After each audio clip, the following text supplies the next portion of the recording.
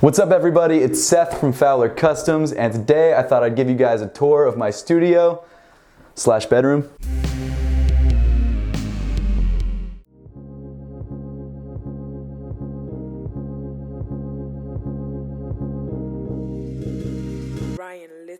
So as I've mentioned in previous videos, my room is about 7 feet by 9 feet. It's tiny. It's the smallest room I've ever seen. Also, let's call it a studio because that sounds more professional. But first things first, whenever I film a video, I do it in front of this white backdrop instead of in front of the white wall, because honestly, the white wall back there is pretty messed up. And that's because I used to do customs in here and airbrush, and that's my fault. So I had to buy a white backdrop. But as you can tell, whenever possible, I really have to consolidate. So all the lights and all the tripods and the camera equipment all kind of has to fold back into this little corner right here. And whenever I actually film a video, it takes up the entire room. I'm not kidding, this is a tiny, tiny space to do anything in, let alone film videos and store shoes and basically store everything that I own. But for those of you wondering about the setup, basically what I have is 2 Limo Studio soft boxes, and I had 2 umbrella lights as well, but I broke both the umbrellas because honestly, like, keeping anything in this room unbroken because there's just no space is almost impossible.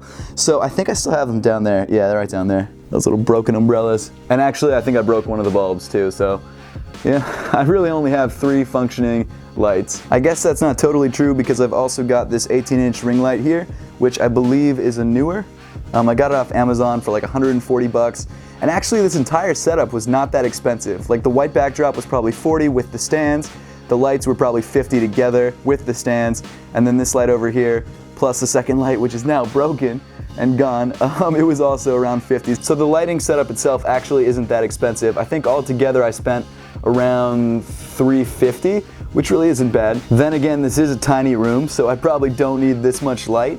And as you can probably tell from some of my videos, my white balance is off, and so the lighting is always kind of funky. So I really need to figure out how to edit all this stuff to make it look better, because I just put in so much time and effort to these videos, it's kind of a waste if they're not as good as they can be. I've also got this vocal recording studio mic here. I mainly use it for music and covers and things like that. But recently I've been using it for the mall vlogs and pickup vlogs and things like that, just because the audio on this sounds so much better than it does on like my phone or whatever it was that I was using before, so that's definitely useful. I've also got this Purestone video tripod, which honestly isn't as nice as a Manfrotto, but it's really not bad, and I've had it for years and years because I used to do freelance video, so that's what this guy was about. And also, if you've ever wondered where I've done my on feet, it's just right down here behind all the lighting equipment. I basically take these foam blocks.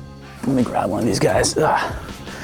Get these guys and just set them up on the floor. I'm really trying to get wide shots for you guys so you can see the entire room, but the room is so small so I can't stand back far enough to get the lens to get everything. So you're gonna get these little like snapshots of different areas, and just imagine the rest, I guess. I don't know what else to tell you. Of course, this is a shelf that's in the back of every one of my videos. I really want to get the white ones that Hess Kicks and Oh It's Seti have, but I really feel like people would call me out for copying them, so I'm not going to do that.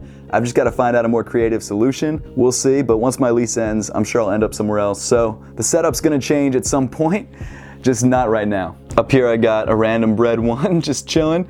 I've got the Ultra Boost 3M 2.0 and 1.0. What else? Uncaged, the Parlay. I think that was the Kith box. Yeah, it's a Kith box. Oh wait, nope, the one that says Kith on it is the Kith box. And then of course the Maroons, which I left out of my sneaker collection video, honestly, just because I completely forgot. They're fire and I'm not gonna get rid of them. They're also pretty beat at this point, and I've only had them for a couple weeks, so that's on me, and no one's gonna wanna buy them, so they're definitely staying in the collection. And of course you've got the Yeezy 750 box. And I was kind of annoyed because when I went to the Adidas store to grab these, there was a couple size 9 sitting out behind the counter, and I pointed at one and I was like, can I grab that one? Because the box was in great condition, the tag was fine, but they must have just thought that this kid's a dick, so we're gonna give him the shitty box. And of course, underneath the Yeezys, you've got the NMDs and the Reigning Champ Ultra Boost. And this is a revolving shelf. Like whenever I do videos, I try and change out the shoes that are on the shelf, just to keep it kind of interesting, because honestly, this white backdrop is kind of boring, so it needs something. And the way I figured I'd do it is, you know, by switching out shoes. So let me know in the comments what you think of that. and how you think I could change it, because now that you know my constraints and the size of my room and sort of the problems that I'm dealing with, you guys might be able to come up with some better solutions than I've come up with.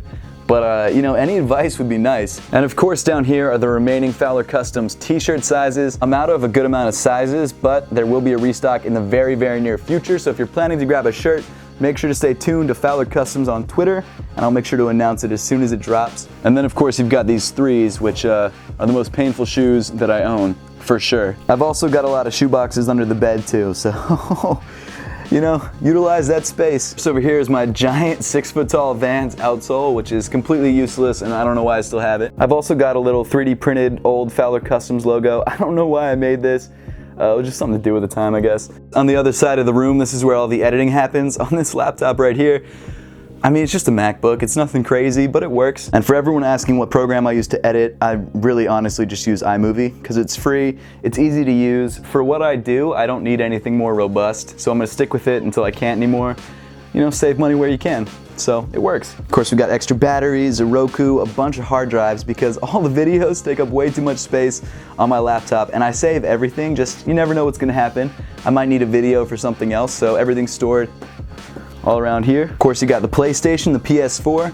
Right now, all I got is a couple Call of Duties, Grand Theft Auto, and NBA 2K. Of course, like I said, all the shelves are used for shoe boxes, and I mean, I've got socks and underwear and things like that all over, but I mean, shoe boxes pretty much take over this entire room. Shoe boxes on shoe boxes, a lot of Air Jordan 1s, of course the Yeezy 350 V2s, and then some 11s, and I think these are cement 4s. What are these? These are the Legend Blue 4s.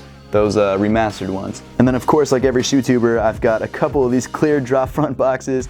I mainly only store the shoes that I wear or the shoes that I just want to show off. Right now in there I've got the shattered backboards, the black toes, the Pharrell NMDs, the Kith mids, the Yeezy V2s, and of course the 750s. And then also next to Kylo, I've got some street signs that I bought from a thrift store. Dude, I don't know why I bought them. They were expensive. There was literally no reason for me to grab these, but for some reason I was like, I've got to have these, so I got them, and it was a waste of 50 bucks. We've got my guitar in this guitar case that's completely plastered with stickers, so if you've ever given me a sticker, it's probably on this guitar case somewhere. Shut up, trains. You're making too much noise. I don't like it. If you're wondering where the train is in relationship to where I live, that's it. So that's pretty much it for the room tour. There really wasn't much to see. I hope you enjoyed it. Make sure to leave a comment in the comment section down below to let me know, I mean, what I could do to make that backdrop more interesting, because I mean, it works, but it's not the best. And as always, guys, thanks so much for watching. Please make sure to follow me on Twitter and on Instagram at Fowler Customs. It's the same name as the YouTube, so it shouldn't be too hard to find. Make sure to subscribe down below if you haven't yet, and I'll see you in the next video.